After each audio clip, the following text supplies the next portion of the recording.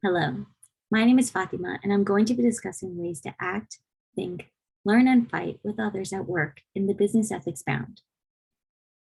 We all know that having a strong ethical culture is important in the world of business. More than just an organization's reputation is at stake when unethical or even illicit behavior is condoned or encouraged.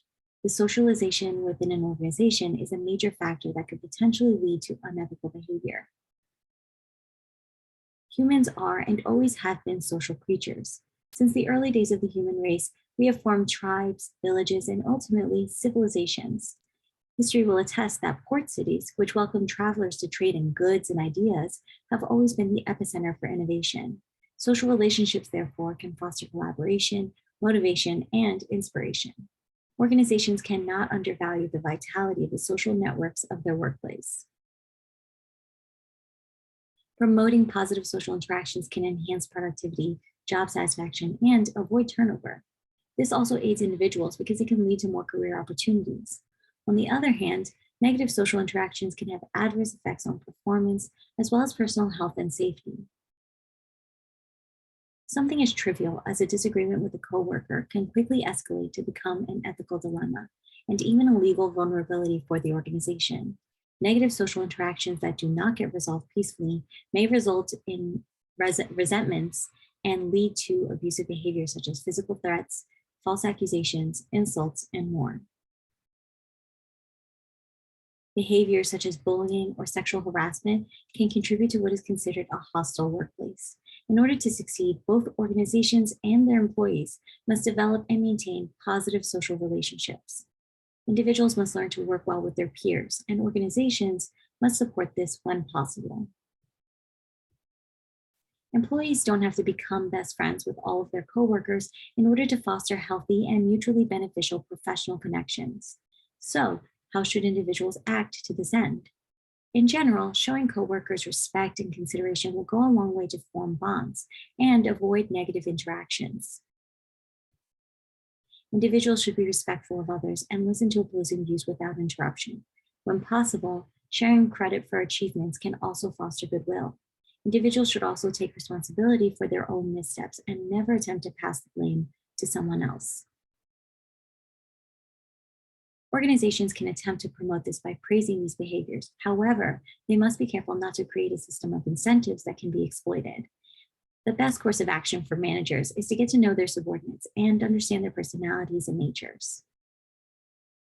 Individuals also have to take steps to master their own thoughts in order to create genuine bonds.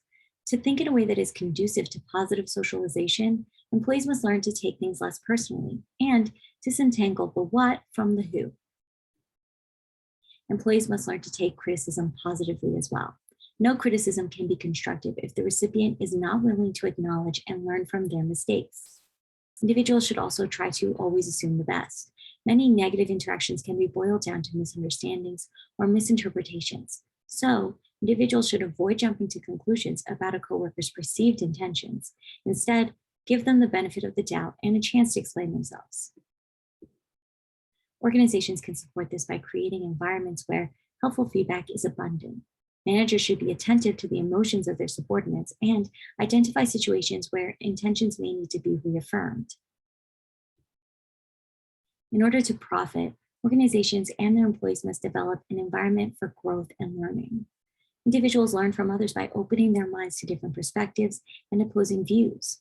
Jeff Weiss and Jonathan Hughes wrote that harmony can obstruct engaging teamwork. In personal relationships, your loved one doesn't always let you off the hook, because just as we tear our muscles during exercise to make them stronger, constructive criticism helps us become better people. This applies in the workplace as well. Organizations should encourage disagreement, and individuals should be honest about their opinions, as no one will profit from going along with a bad idea. As important as it is to be willing to disagree with a coworker, what's more vital is knowing precisely how to disagree. When voicing an opinion, individuals should not trample over other ideas. A better approach is to acknowledge and appreciate the contributions of others before offering a different view. Maintaining composure is also key because situations can escalate quickly when those involved are led by emotions rather than logical thought. And it is important to keep in mind that all employees have a shared goal, and that's to find the best approach for the organization and the group as a whole. Organizational leaders must be cautious in their approach when more volatile arguments ensue. In this case, managers can allow a degree of venting as long as the conversation doesn't devolve into gossiping. While coaching a subordinate, the manager should always show empathy and also explain the impact that their fight may be having on the rest of the team. Managers should, of course, offer advice, but also explore all of the options available to both parties involved. And finally, managers must remember that they are not therapists, nor can they force two people to get along. There may be a case where they have to suggest a third party who's not a part of the team hierarchy, such as someone from HR.